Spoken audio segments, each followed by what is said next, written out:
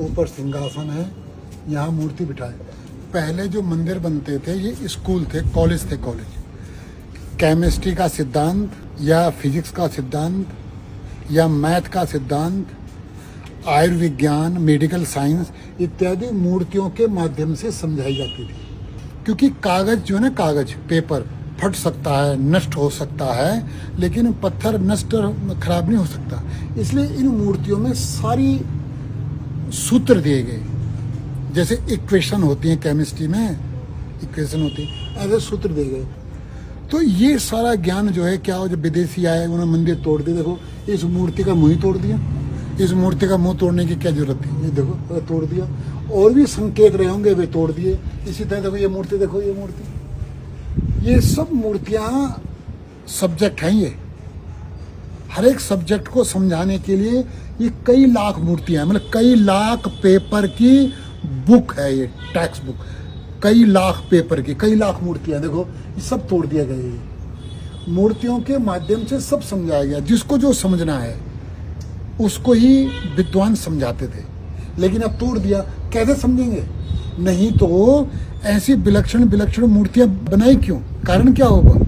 ये मूर्ति देखो और आगे देखो, ये मूर्ति, इस मूर्ति पर देखना, ध्यान से देखना, मूर्ति के ऊपर सिर, जो ये मूर्ति ना हथियार है, हथियार के ऊपर सिर है। जैसे हथियार के ऊपर टंगा गया वो सिर, इधर देखना, नीचे का सब तोड़ दिया।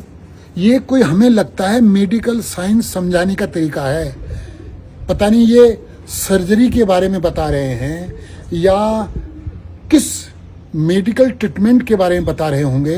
सब ये नष्ट कर दी मूर्ति, नीचे नष्ट कर दी, लेकिन वहां पर सुई का आकार है, सुई के आकार के ऊपर एक सिर है, मतलब कुछ है। या तो ये टाँके कैसे लगाए जाते हैं सिर में, ये बता रहे होंगे।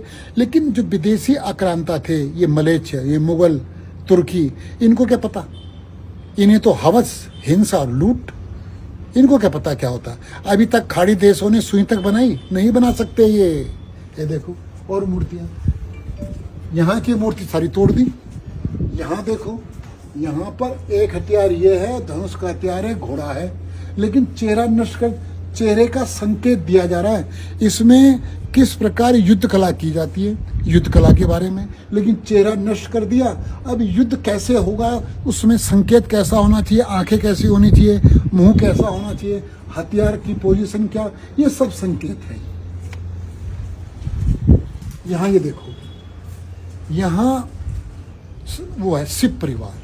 कल्याण चाहते हो, अगर कल्याण चाहते हो तो कैसे कल्याण होगा? अगर कल्याण चाहते हो विश्व का, इस मूर्ति में कि त्रिशूल है, त्रिशूल मतलब 3 कांटे हैं मनुष्य के जीवन के। आगे ये जो गणतंत्र कैसा होना चाहिए, गणतंत्र के जो समर्थक हैं परमात्मा उन्हीं के साथ है। इसलिए परमात्मा का एक नाम क्या है? गणेश। परमात्मा के नाम क्या है? गणेश नाम है परमात्मा का, एक नाम गणेश है। गणेश मतलब गण का पति, गणपति, गण माने समूह, गणतंत्र, जो समूह में एकजुटता में विश्वास रखता है। परमात्मा उसी की जिम्मेदारी लेता है, उसी का स्वामी है, उसी पे नजर रखता है। इसलिए क्या बताया परमात्मा को? गणपति। ये मूर्ति है कि परमात्मा की लंबी नाक है, उसके बराबर कोई सम्मान्य है ही नहीं। सम्मान से पहले किसका है? सबसे बड़ा सम्मान किसका है?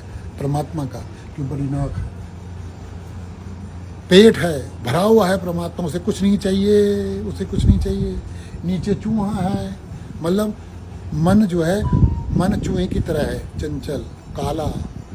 चूहा कभी शांत नहीं बैठता, कभी उसकी पूंछ हिलती है, इसी तरह मन होता है। तो यहाँ क्या कहा गया? विद्वान कहते हैं मन के ऊपर, मतलब चूहा मतलब मन के ऊपर परमात्मा को स्थापित करो, मतलब सुमरन करो, गहराई से सुमरन।